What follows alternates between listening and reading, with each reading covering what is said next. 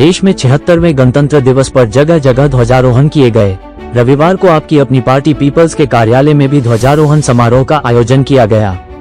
इस मौके पर पार्टी के राष्ट्रीय अध्यक्ष रामवीर चौहान ने ध्वजारोहण कर झंडे को सलामी दी और राष्ट्रगान साथ समारोह संपन्न हुआ।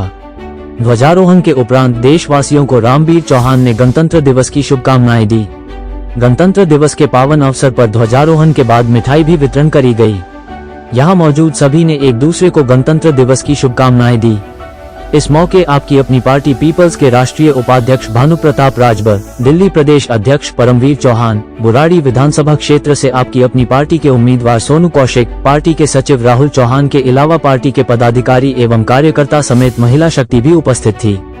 टोटल खबरें के वरिष्ठ संवाददाता राजेश खन्ना ने जब पार्टी के राष्ट्रीय अध्यक्ष रामवीर चौहान से 76वें गणतंत्र दिवस पर उनकी प्रतिक्रिया जानी और पिछले 75 वर्षों से गणतंत्र दिवस को लेकर वो आज कैसे देखते हैं, इसे लेकर जानने का प्रयास किया। इस पर उन्होंने उत्तर देते हुए कहा कि हमारे देश का संविधान सर्वप्रिय है। संविधान से ऊपर कोई नहीं है।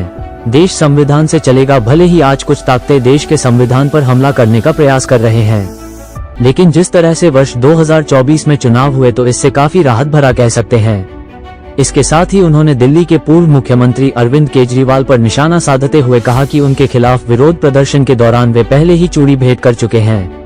बुराड़ी से आप विधायक को लेकर भी श्री चौहान ने चुन कर निशाना साधा। इसके साथ ही उन्होंने भाजपा का दलित प्रेम पर भी उन्होंने तंज कसते हुए कई उदाहरणों के साथ अपनी बात रखी।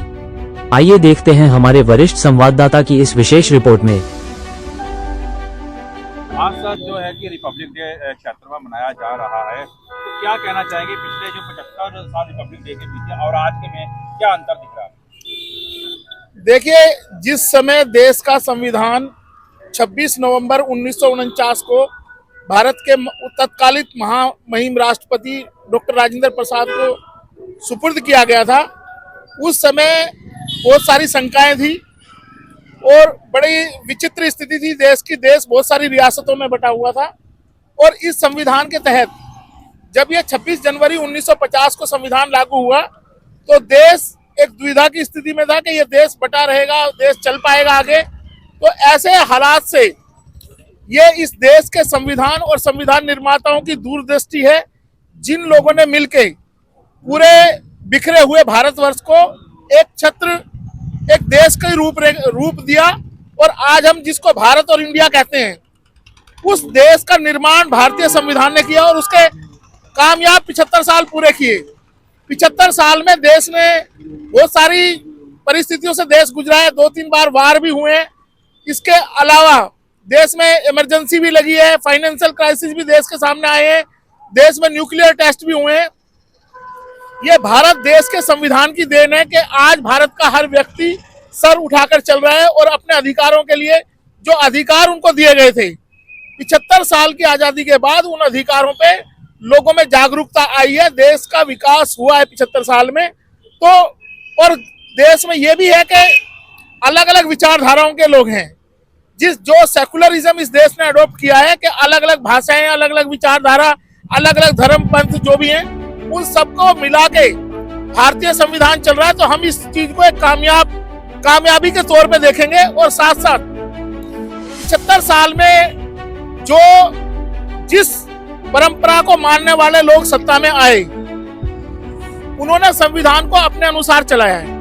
अब पिछले 11 साल से जो धार्मिक एजेंडे को लेकर चलने वाले लोग हैं वो सत्ता में हैं, तो वो अपने अनुरूप देश की सत्ता को चला रहे हैं, जिससे ऐसा लगता है कि जो 60-65 साल में, लगभग 65 साल में जो परंपराएं स्थापित हुई थी, जो इंस्टीट्यूशन स्थापित हुए थे और जो एक ट्रेडिशनल सिस्टम चल पड़ा था देश में, कहीं ना कहीं उसमें थोड़ा सा अभी विरोधाभास दिखाई दे रहा है। लोगों को ये लगता है कि जितने भी इंस्टीट्यूट जो पिलर ऑफ द डेमोक्रेसी थे, पिलर ऑफ डेमोक्रेसी में कहीं ना कहीं भेदभाव की नीति आई है और जिसकी वजह से लोगों को ऐसा लगता है कि देश का संविधान खतरे में है। और 2024 में जो लोकसभा का चुनाव हुआ, उसमें पूरे भारत के 140 करोड़ लोगों की ये भावना खुल के सामने आई कि देश के संविधान को कहीं ना कहीं खतरा है और अब उसके लिए सारे भारतवर्ष को एकजुट होकर काम करना है। देश के 75 साल पूरे होने के बाद हम भारतीय संविधान के निर्माताओं को नतमस्तक करते हैं, खासकर डॉक्टर BR अम्बेडकर जो भारतीय संविधान के रचयिता है, आर्किटेक्ट हैं भारतीय संविधान के। हम उनको अपनी श्रद्धांजलि अर्पित करते हैं कि उन्होंने देश को एक ऐसा संविधान दिया जिसमें हर आदमी अपने अधिकारों के प्रति जागरूक हुआ है और देश आगे बढ़ा है। कल भाजपा ने अपना तीसरा संकल्प पत्र जारी किया अमित शाह ने, और उन्होंने दलितों की चिंता करी है, इसके बारे में क्या कहना? भाजपा, जहां तक भारतीय जनता पार्टी की बात है, तो भारतीय जनता पार्टी झूठ और फरेब की राजनीति करने वाली पार्टी है, जो दिखाती कुछ और है, करती कुछ और है। दलितों की चिंता उनके मैनिफेस्टो में मिलेगी, दलितों की चिंता उनके मैनिफेस्टो में मिलेगी, लेकिन अगर वही दलित दिल्ली विश्वविद्यालय में या किसी और विश्वविद्यालय में जाकर अपने हक की आवाज करे उठाएगा तो उसको नौकरी से, डॉक्टर रितु चौहान है, उनको नौकरी से निकाल दिया गया मिरांडा हाउस कॉलेज में, और मिरांडा हाउस कॉलेज में वो अपना चिल्लाती रही, उनको नौकरी नहीं मिली दोबारा। डॉक्टर रतन लाल को जबरदस्ती केस में फंसा दिया गया। रोहित वेमुला को आंध्र प्रदेश में जबरन कॉलेज से निकाल दिया गया उस विचारधारा के नाम पे। और इन लोगों ने, जो पढ़े लिखे लोग अपने अधिकारों के लिए आवाज उठाते हैं, भारतीय जनता पार्टी उनको अर्बन नक्सल कहती है। यानी कि जो इनकी विचारधारा को मानेगा तो वो ठीक है, अगर अदरवाइज जितने भी लोग इनका विरोध करेंगे या उस विचारधारा से सहमत नहीं होंगे, उनको ये अर्बन नक्सल कहना शुरू कर देते हैं। तो ये भारतीय जनता पार्टी की दोमुही नीति है। साथ साथ मैं आपको एक और बात बताता हूँ, पूरे देश में रिजर्वेशन को खत्म करने के लिए भारतीय जनता पार्टी ने एक एजेंडा चलाया हुआ है। क्या करते हैं कि दिल्ली विश्वविद्यालय जैसे, अगर इसमें प्रोफेसर्स की वैकेंसी अगर एक साथ नोटिफाइड होंगी तो उसमें कुछ लोग रिजर्वेशन के फायदे से अंदर आ जाएंगे। अब ये क्या करते हैं, सिंगल वैकेंसी को नोटिफाइड करते हैं जिसमें रिजर्वेशन एप्लीकेबल नहीं होता। तो रिजर्वेशन को भारतीय जनता पार्टी ने पिछले 11 साल में बिल्कुल खत्म कर दिया है। ये दलितों की जो चिंता कर रहे हैं, ये घड़ियाली आंसू बहा रहे हैं। भारतीय जनता पार्टी ने कोई भी काम दलितों के लिए नहीं किया, ना दलितों के हितों के लिए किया है। ये सिर्फ दिखावा करते हैं। अगर संसद में खड़े होके देश के गृह मंत्री जो दलितों की चिंता की बात करते हैं, वो बाबा साहब डॉक्टर अम्बेडकर के बारे में कहते हैं कि डॉक्टर अम्बेडकर का नाम आजकल फैशन हो गया है, तो ये सबसे बड़ा अपमान दलितों का भारतीय जनता पार्टी कर रही है। और भारतीय जनता पार्टी जिसको फॉलो करती है आरएसएस को, आरएसएस के चीफ मोहन भागवत ये कहते हैं कि संविधान नहीं चल पाया, संविधान का ये हुआ। उन्होंने सरासर देश का संविधान का अपमान किया है, संविधान बनाने वालों का अपमान किया। साथ साथ जो आज हम भगत सिंह की बात करते हैं, चंद्रशेखर आजाद की बात करते हैं या सुभाष चंद्र बोस की बात करते हैं, तो भारतीय जनता पार्टी बताए कि मोहन भागवत ने जो बयान दिया है कि असली आजादी 22 जनवरी 2023 को मिली है, 22 जनवरी 2024 को आजादी मिली है। तो उन लोगों ने जो खून बहाया था, देश की आजादी के लिए संघर्ष किया था, क्या वो संघर्ष जीरो था? उस संघर्ष को ये नहीं मानते हैं। तो हमारे देश के जितने भी क्रांतिकारी हैं, जितने देशभक्त लोग थे जिन्होंने आजादी के लिए संघर्ष किया, उनका भारतीय जनता पार्टी लगातार अपमान कर रही है। और जो इनका संगठन है आरएसएस, वो बिल्कुल संविधान का विरोधी। उस टाइम भी उन्होंने संविधान की प्रति को जलाया था और उन्होंने 60 साल तक आरएसएस के हेडक्वार्टर में तिरंगा झंडा नहीं फहराया गया। तो भारतीय जनता पार्टी सही मायने में जो राष्ट्र विरोधी काम है वो आरएसएस भारतीय जनता पार्टी के माध्यम से कर रही है और इस देश के नागरिकों के अधिकारों का हनन कर रही है भारतीय जनता पार्टी। अच्छा, दिल्ली में सर चुनाव भी चल रहे हैं और आपके जो उम्मीदवार हैं, किस तरह का रुझान देखने को मिल रहा है, क्या समझते हैं? देखिए, हमारी पार्टी, हमने पहले भी आप लोगों को बताया कि हमारी पार्टी दिल्ली के लोगों के हक के लिए चुनाव लड़ रही है, दिल्ली के लोगों के बेहतर जीवन के लिए चुनाव लड़ रही है। भारतीय जनता पार्टी, कांग्रेस और आम आदमी पार्टी, तीनों पार्टियां मेन मुद्दों को दबाने के लिए, दिल्ली में भ्रष्टाचार कैसे खत्म होगा, दिल्ली में पोल्यूशन की समस्या कैसे खत्म होगी, दिल्ली में रोजगार कैसे मिलेगा, दिल्ली के लोगों को ट्रैफिक जाम से कैसे निजात मिलेगी, दिल्ली की सड़कों को गड्ढों से निजात कैसे मिलेगी, इस पे कोई भी पार्टी बोलने के लिए तैयार नहीं है। सिर्फ ये कह रहे हैं कि हम 2100 रुपए देंगे, हम 2500 रुपए देंगे।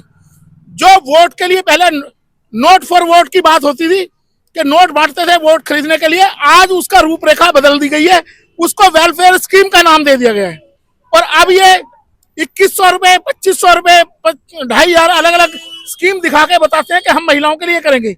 उन महिलाओं को अगर उनके बच्चों को रोजगार मिलेगा, उनके पतियों को रोजगार मिलेगा, दिल्ली से नशा मुक्ति होगी, तो वो ज्यादा बेहतर स्थिति होगी, बजाय इसके कि आप 20-2100 रुपए चुनाव के टाइम घोषित करो और उसके बाद भूल जाओ। हमने केजरीवाल सरकार के खिलाफ बुजुर्गों का, महिलाओं का, दलितों का और विडो पेंशन के लिए संघर्ष किया था। ये क्या करते हैं, आप चुनाव में घोषणा करेंगे और उसके बाद किसी को कुछ मिलेगा नहीं। इस पे हमने बहुत बड़े बड़े प्रदर्शन किए, केजरीवाल को चूड़ी भी भेंट की हमने इस बात को लेके। तो हमारी पार्टी ये कहती है ये इनका दिखावा है, ढकोसला है, ऐसा कुछ ये करने वाले नहीं है, किसी का भला इनसे होने वाला नहीं है। और हमारी पार्टी दिल्ली में जो सिविल डिफेंस वॉलंटियर हैं 10,000, उनको नौकरी से निकाल दिया गया, केजरीवाल चुप रहा। होमगार्ड की भर्ती नहीं हो पाई, चुप रहा। ये जो रोजगार के मुद्दे, केजरीवाल सरकार बताए आंकड़े निकाल के, वो आंकड़े जारी करे कि पिछले 11 साल में केजरीवाल सरकार ने कितने रोजगार दिए लोगों को। हम इस बात को लेकर लगातार प्रयासरत हैं, दिल्ली में संघर्ष करें।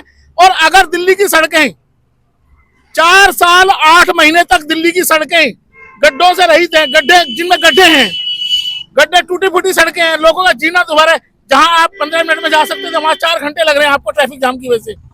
तो क्या इसका जवाब केजरीवाल सरकार देगी? केजरीवाल विकास नहीं विनाश पुरुष है। दिल्ली में 250 के करीब एमसीडी के स्कूल बंद हुए हैं, जिसमें गरीबों के बच्चे पढ़ते थे। आज तक भी दिल्ली के एमसीडी के सदन में ये आवाज केजरीवाल सरकार ने नहीं उठाई, ना इस बार उठाई, ना पहले उठाई। अब तो इनकी सत्ता है कि उसमें नगर निगम में। तो हम इस बात को लेके लगातार प्रयासरत हैं। और खासकर बुराड़ी विधानसभा की अगर हम बात करें तो बुराड़ी विधानसभा में कुछ दलाल है, विधायक के 2-4 दलाल हैं जो उनको लेके, भीड़ को लेके, पैसे देके भीड़ लेके घूम रहे हैं। सच्ची लड़ाई हम लड़ रहे हैं कि दिल्ली जो बुराड़ी विधानसभा का विधायक है वो बताए कि लोगों के घर क्यों तोड़े जा रहे हैं, बिल्डोजर क्यों चल रहे हैं यहाँ पे। वो बताए कि बिजली कंपनियां बिजली क्यों नहीं दे रही हैं लोगों को। वो बताए कि सड़कों में, गलियों में जो पिछले 5 साल से खुदी हुई गलियां पड़ी हैं उनमें काम क्यों नहीं हो पाया। वो बताए कि आज की डेट में चुनाव के दौरान विधायक के ऊपर क्या आचार संहिता लागू नहीं होती है? चुनाव के दौरान विधायक के पोस्टर होर्डिंग लगने लग रहे हैं रोड पे। ऐसा क्यों है? क्या विधायक इन सबसे ऊपर है, कानून से ऊपर है? तो ये नाकाम विधायक है। 11 साल का हिसाब दे बुराड़ी विधानसभा की जनता को इस विधायक से मांगना चाहिए और इसको लात मार कर इस विधानसभा चुनाव में भगाना चाहिए, ताकि नए लोगों को मौका मिले। जैसे हमारे सोनू कौशिक जी हैं, हमने सोनू कौशिक को संघर्ष के तौर पर उतारा है और हमने कहा है कि आप चाहे अकेले सड़क पर झंडा लेके खड़े हो, मेहनत करो, ईमानदारी से मेहनत करो और विरोध के लिए एक आदमी ही काफी है।